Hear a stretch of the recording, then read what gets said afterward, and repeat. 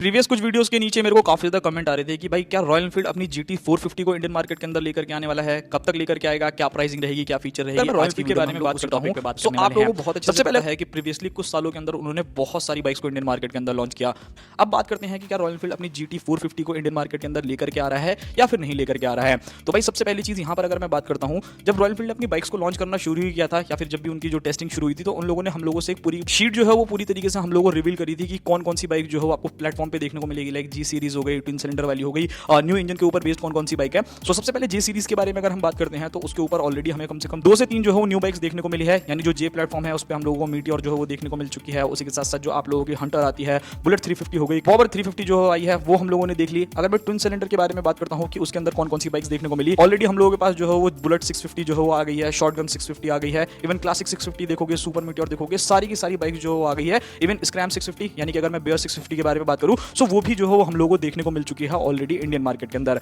अब आती है बात कि क्या GT 450 भी आ रही है। सो जो इनकी थर्ड लिस्ट थी ना, जो न्यू इंजन के ऊपर बेस्ड, यानी कि जो इन लोगों ने 450 सीसी का इंजन जो डेवलप किया था कि उसके ऊपर कौन कौन सी बाइक्स आती थी। सो बेसिकली उनमें से 2 बाइक्स को तो ऑलरेडी जो है इंडियन मार्केट के अंदर लॉन्च कर दिया है, यानी कि हिमालयन 450 आपको देखने को मिल ही चुकी है। इवन रोडस्टर 450 को देखोगे तो वो भी आ गई है। बट इस बाइक की लिस्ट के अंदर ना 3 और बाइक्स जो है वो अभी रह गई हैं, जो कि आने वाली है इंडियन मार्केट के अंदर। कब तक आएगी उनके बारे में बात करेंगे। सबसे पहले इस लिस्ट की बाइक रह गई है स्क्रैम 450, मतलब 450 सीसी के ऊपर आपको एक 450 सीसी की और बाइक देखने को मिलने वाली है। एंड उसी के साथ रैली वाला एडिशन अगर आप लोगों ने देखा होगा, जो हिमालयन का ही एक अपग्रेडेड वर्जन है, वो भी जो है कंपनी ने लॉन्च कर दिया है। अब इस लिस्ट के अंदर अगर आप थोड़ा सा जूम करके देखोगे ना तो आपको एक बाइक और ज्यादा देखने को मिल रही होगी, जिसका नाम दिया जा रहा है कि कॉन्टिनेंटल GTR 450 रहने वाली है। मतलब सेम वही इंजन जो आपको गोरिल्ला के अंदर या फिर जो हिमालयन 450 आती है उसके अंदर यूज होता हुआ देखने को मिलता है। सो भाई बहुत हद तक चांसेस हैं कि ये बाइक जो है आपको इंडियन मार्केट के अंदर देखने को मिलने वाली है।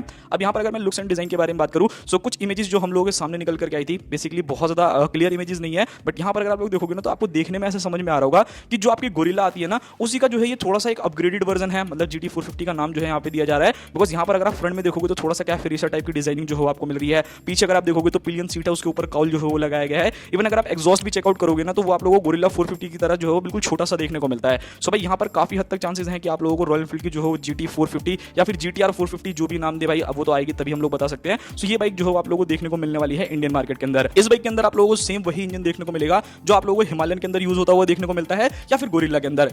इस बाइक के अंदर आपको 452 सीसी का single cylinder liquid cooled F5 BS6 complaint engine मिलेगा, जो ऑलमोस्ट 40 bhp तक का maximum power and 40 Newton metre तक का टॉर्क जनरेट करेगा विद 6 स्पीड गियर बॉक्स। अब बात करते हैं इस बाइक के अंदर आने वाले फीचर्स के बारे में कि कौन कौन से फीचर जो है ये बाइक आप लोगों को ऑफर करने वाली है। सबसे पहली चीज ऑल LED सेटअप जो है आप लोगों को इस बाइक के अंदर मिलेगा, यानी फ्रंट के अंदर आपको राउंड हेडलाइट्स देखने को मिलने वाली है, इंडिकेटर जो है आपको LED मिलेंगे। एंड रियर में अगर आप लोग जाओगे सो मे भी शायद गोरिल्ला की ही तरह जो है इसके अंदर भी आपको टेल लाइट ना देखने को मिले, सिर्फ और सिर्फ आप लोगों को जो है इंटीग्रेटेड जो है टेल लाइट मिलेगी, यानी कि लाइट्स भी इंडिकेटर के अंदर होगी और टेल लाइट भी जो है वो इंडिकेटर्स के अंदर होने वाली है। अब बात करते हैं इस बाइक की ब्रेकिंग सिस्टम के बारे में, सस्पेंशंस के बारे में एंड टायर्स के बारे में। सबसे पहले ब्रेकिंग सिस्टम के बारे में बात करते हैं।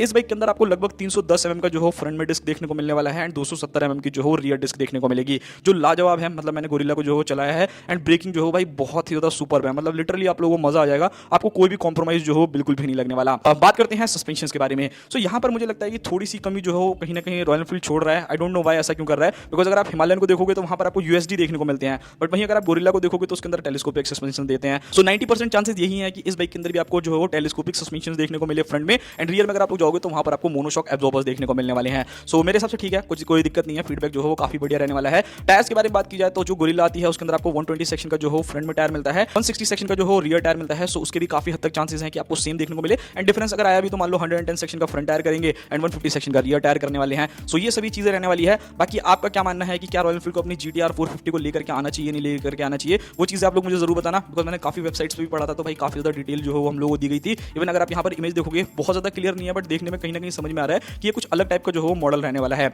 अब बात करते हैं प्राइस एंड लॉन्च डेट के बारे में। सो सबसे पहले प्राइसिंग के बारे में बात कर लेते हैं। सो भाई देखो, अगर आप लोग एक्सपेक्टेड मान के चल रहे हो कि 3 लाख रुपए तक ये बाइक आएगी, सो भाई बिल्कुल सही हो। मतलब कम से कम 3 लाख रुपए से कम तो इसका कोई भी जो हो आप लोगों को प्राइस नहीं देखने को मिलेगा। इवन इसके अंदर आपको 2 से 3 वेरिएंट्स भी रख देते हैं, जैसे गोरिल्ला में रखा है, एनालॉग है, फ्लैश है, डैश है, तो उस टाइप का जो है यहाँ पर आप लोगों को देखने को मिलेगा, जहाँ पर कलर में भी डिफरेंस रहेगा एंड थोड़े बहुत फीचर्स में जो हो आप लोगों को डिफरेंसेस देखने को मिलेगा। अब बात करते हैं मेन लॉन्च डेट के बारे में। तो देखो, अभी जो रॉयल एनफील्ड है भाई, हम लोगों को तो यही एक्सपेक्टेशन थी कि जो 750 सीरीज आ रही है वो लॉन्च हो जाएगी अभी 2026 तक, 2025 में जो लॉन्च हो जाती है, बट उन्होंने उस टाइम लॉन्च नहीं किया। सो मे भी ऐसा हो सकता है कि 2026 में अभी वो अपनी जो है 750 सीरीज को जो है वो लॉन्च करे एंड देन उसके बाद यानी कि 2026 के एंड से या फिर 2027 की स्टार्टिंग के बीच में ही जो है ये बाइक आपको देखने को मिलेगी। उससे पहले कम ही चांसेस है, बिकॉज अभी रॉयल एनफील्ड जो है वो और ज्यादा प्लानिंग कर रहा है। मतलब ऑब्वियसली उनकी अभी और भी बाइक जो है बची हुई है जिनको उनको लॉन्च करना है। सो वो सभी चीजें चीजें हैं। सो ये थी पूरी वीडियो। आई होप आप लोगों को मैंने सारी की सारी डिटेल जो है वो दे दी होगी। मिलते हैं किसी और नेक्स्ट वीडियो में। बाकी और कोई इन्फॉर्मेशन मिलेगी तो उसके लिए चैनल को सब्सक्राइब कर लो। फटाक से वीडियो जो है आप लोगों को मिल जाएगी।